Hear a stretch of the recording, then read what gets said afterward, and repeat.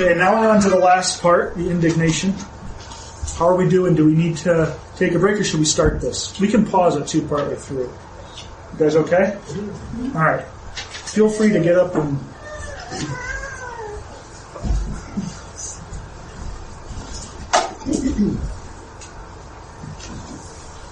I have another PowerPoint called The Millennium and the Eternal State, but it's blank. So you don't have to worry. Maybe another time we can look at that.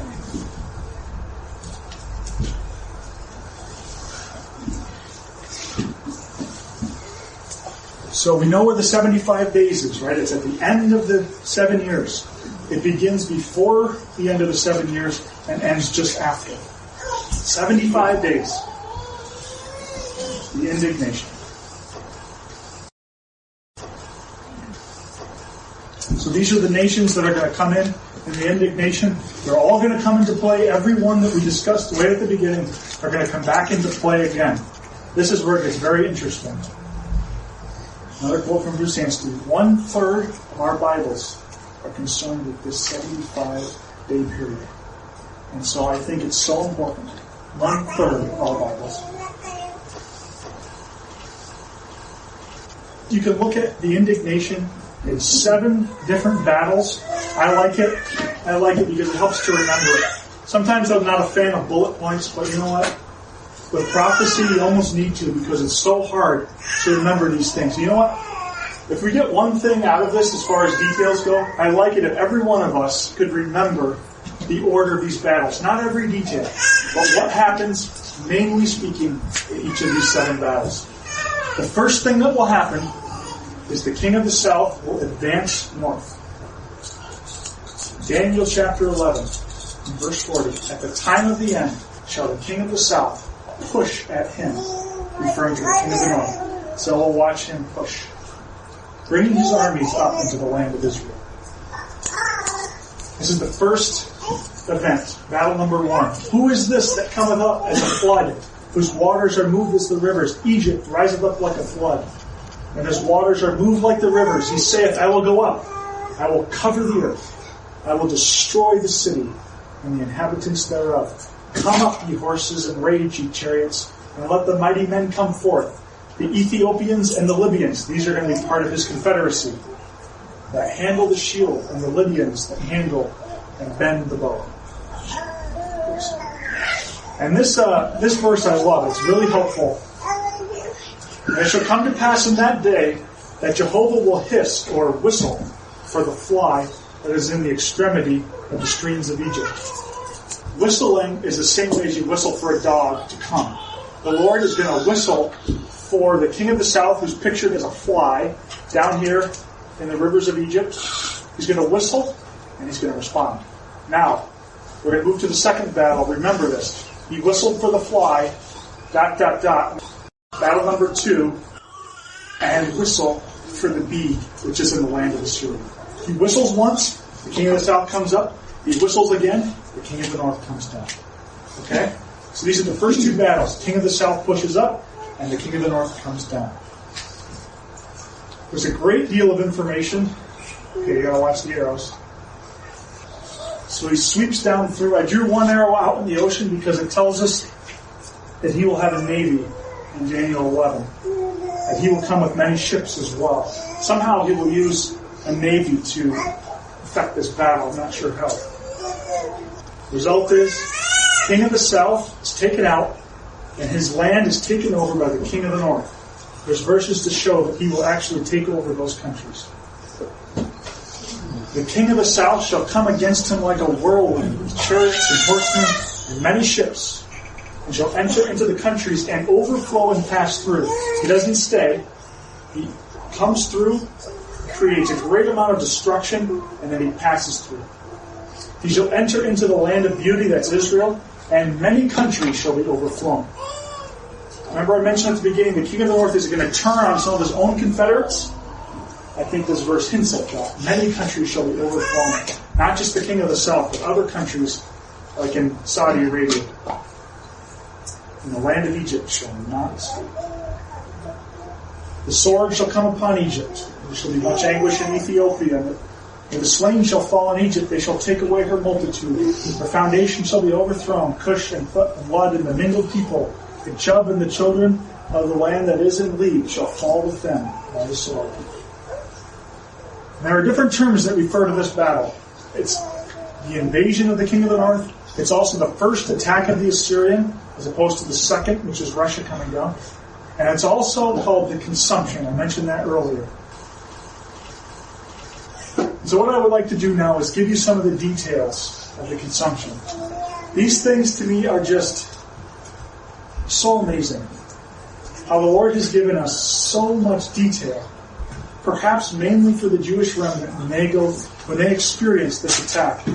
But I also think that as we read these things, it just gives us a sense in our hearts of the Lord's holiness, His righteousness, the sureness of His word, and how close these things are to happening in this world. First of all, when the king of the north begins his descent, the Antichrist, who is in Jerusalem, will desert or flee, leaving the Jews defenseless. Remember, he's the one who got the covenant online with the beast to protect them from this very threat of the Arab nations coming down. And now, in the moment of their greatest need, he's going to flee. Some verses that show that. This is an application, but I like it. The hireling flees when he sees the wolf coming. The wolf is the king of the north. The hireling is the Antichrist, as opposed to the true shepherd. This is John chapter 10. Then the foolish and idle, got to write that time. The foolish and idle shepherd leaves the sheep. And similar thought to John 10. And then it says, the Lord will drive him from his office, speaking of the Antichrist. It is not just him leaving because he's afraid. The Lord is going to drive him out of his office, and he's not going to resume his place again. Because when he returns this time, the Lord will meet him, and the Lord will destroy him. And nobody will take the office of Messiah again until the Lord claims it rightfully. So he's going to flee presumably to Rome, and then he'll return a few weeks later with the beast to fight the Lord, where he will be destroyed. Now watch this animation. There you go. Antichrist fleeing to Rome. All right? So there are several figures applied to the king of the north. If you're reading through the prophets, you might tuck these away in your mind. A whirlwind, the overflowing scourge, the bee that is in the land of Assyria, the coming wolf, and the wild boar out of the woods. So he's called all these different things. None of them you would like to get involved with. Right? Wolf, boar, bee, scourge, whirlwind.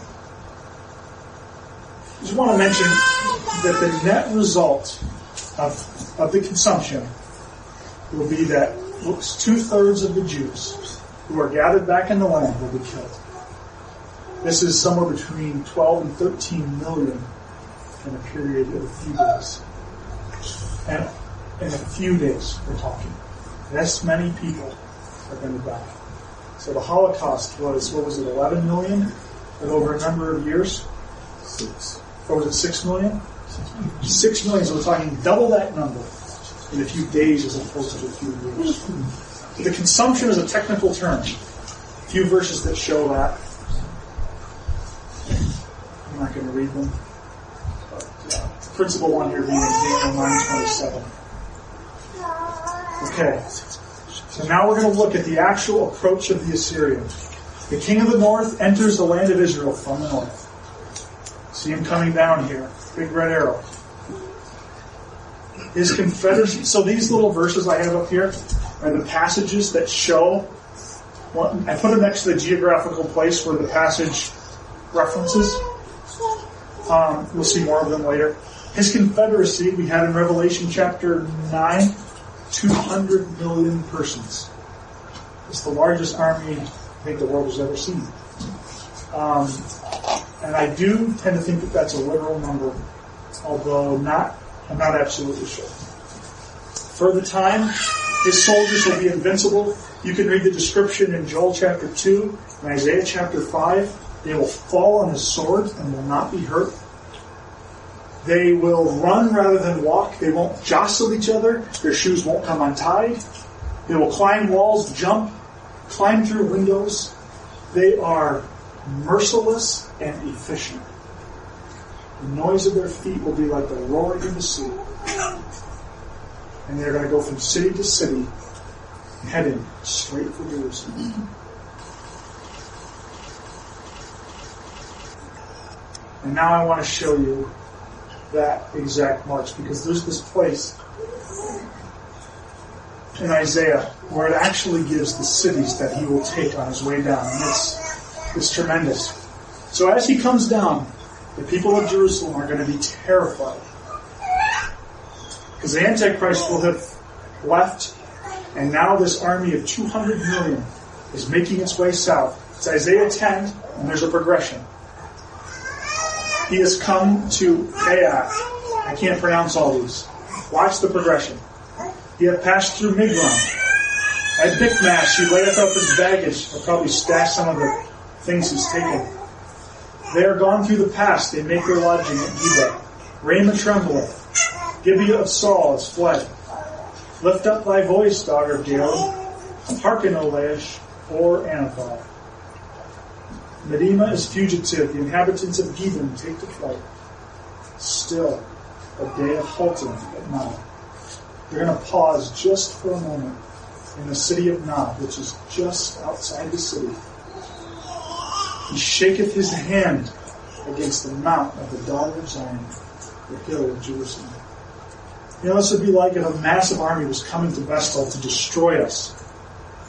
And we heard a report. They're at Watertown.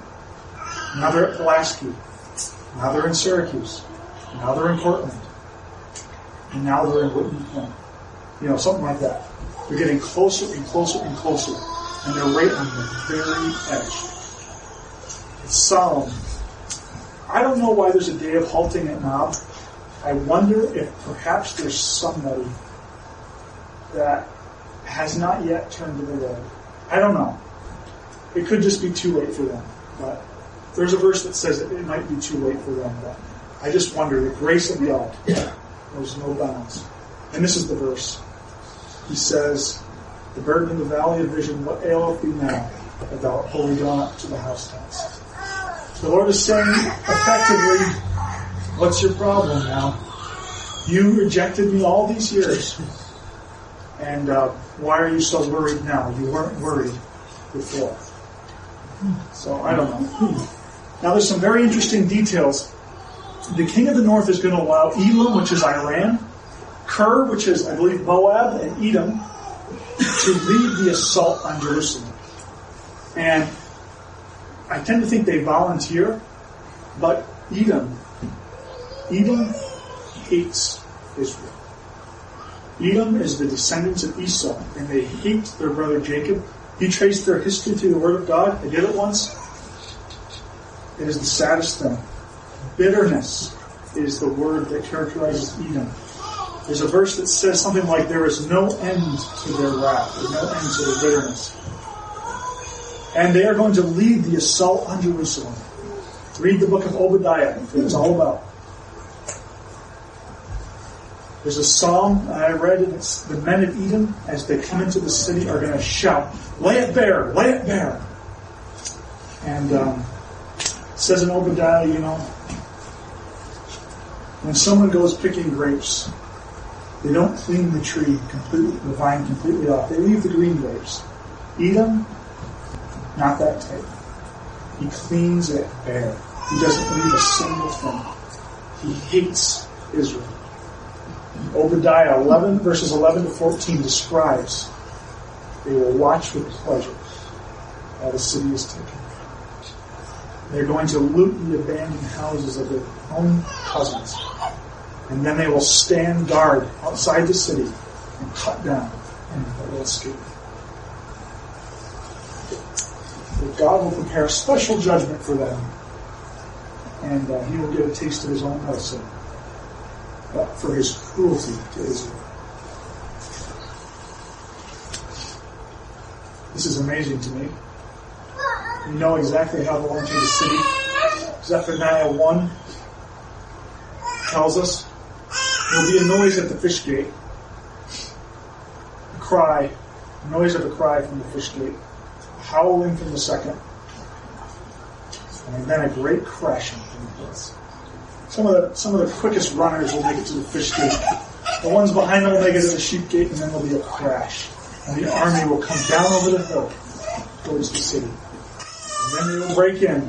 And it shall come to pass at that time that I will search Jerusalem with candles and punish the men that are settled on their leaves. Well, you might wonder, what about the faithful Jews? You guys need to think we need to take a little break, or are we okay? Let's just keep going a little bit further anyways. What will happen to the faithful Jews as this army comes crashing into the city? They are going to be preserved. A miracle will take place. The Lord is going to hide them. He shall be hid in the day of Jehovah's anger. The Lord will hide them in the city. You know, in the book of Jeremiah, it's pictured by Jeremiah and Barak being hidden from King Zedekiah. And you know, there's a verse in Isaiah where the Lord begs Israel to trust in Him, the cornerstone laid in Zion. And the Antichrist is going to say, nope, I think you should trust in Europe and the covenant of protection that they have made. You don't need to trust in the Lord. But those who trust the Lord are going to be preserved. And those that trust in the Antichrist and in European Confederacy are going to be destroyed. The Lord will bring the Jew. This is the faithful remnant. He will bring the third part into the fire, and will refine them as silver is refined, and will try them as gold is tried. But those who do not believe, their blood have they shed like water around Jerusalem. Half the city will be taken captive. The temple will be destroyed and burned. And that will be the Jewish part of the consumption. So now a few more details. The king of the north will then betray some of his own confederates. Remember how he lets Edom, Moab, and Iran take point on the attack in Jerusalem? Well, watch what happens while they're down there. Isaiah 10:7. The king of the north has in his heart a desire to extirpate and cut off nations, not a few. They don't know this. They're in bed with a tiger, and he will turn on them. And so when there are many places, I just listed a few references, when you get to a series of judgments on these nations surrounding Israel, very often it's referring to this time when the king of the north turns his back on some of his own confederates and comes through. Especially Edom.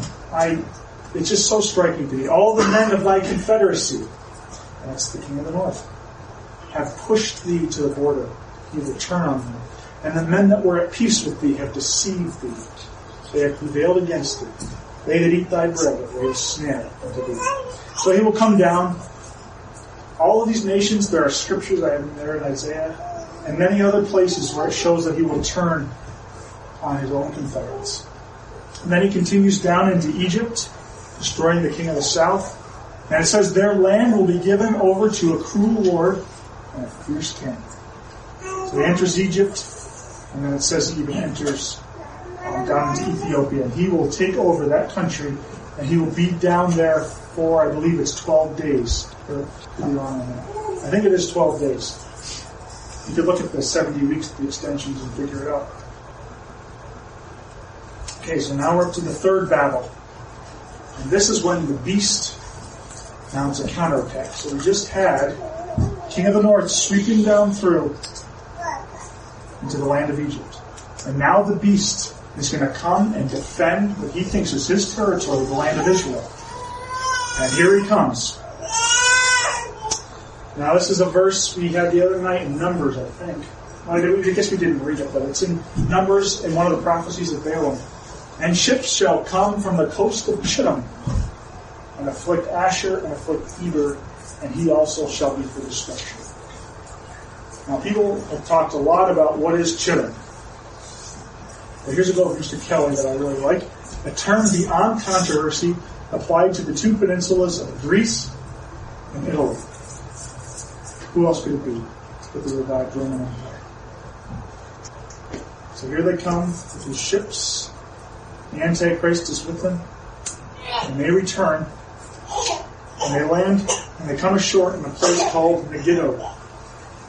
This is the root word for the word Armageddon. So here they are, climbing off their ships in a place called Armageddon. There's not a lot in prophecy about this, but Revelation 16, I saw out of the mouth of the dragon, out of the mouth of the beast, and out of the mouth of the false prophet, 3 unclean spirits as frogs.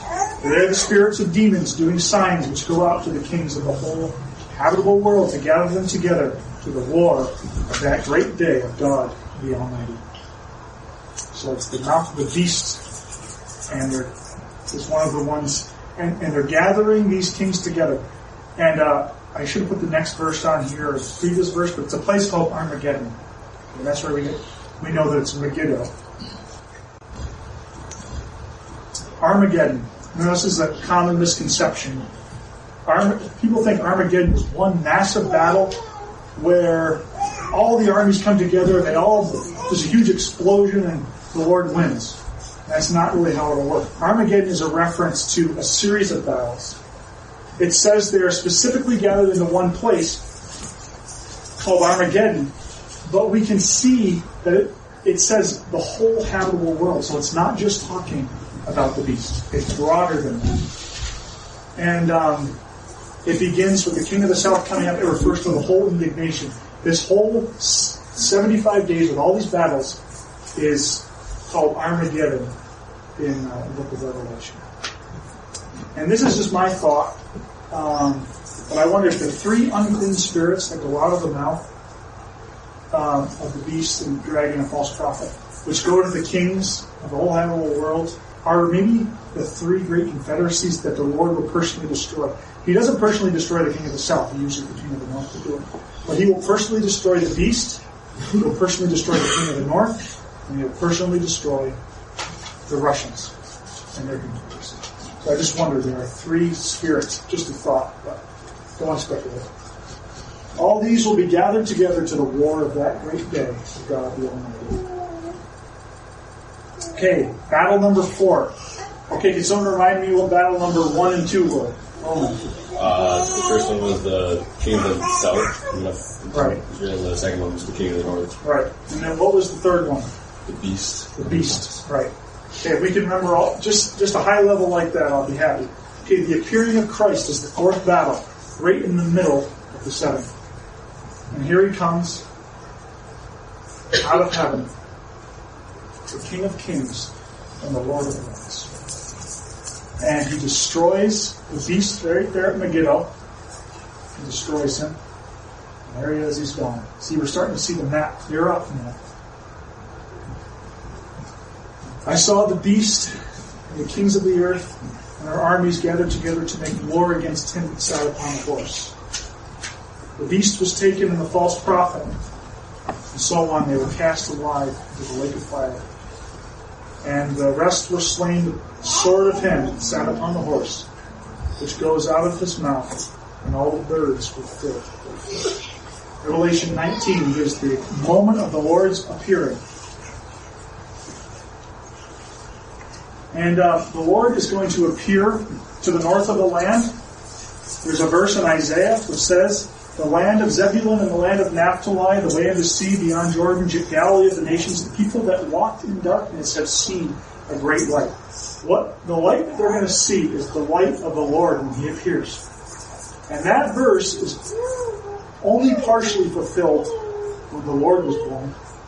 And in reference to the Lord being brought up in Nazareth, which is to the north of the land. Its full fulfillment will be when he appears. They're going to see a great light. Then shall that wicked be revealed, and the Lord shall consume with the spirit of his mouth, and destroy with the brightness of his coming.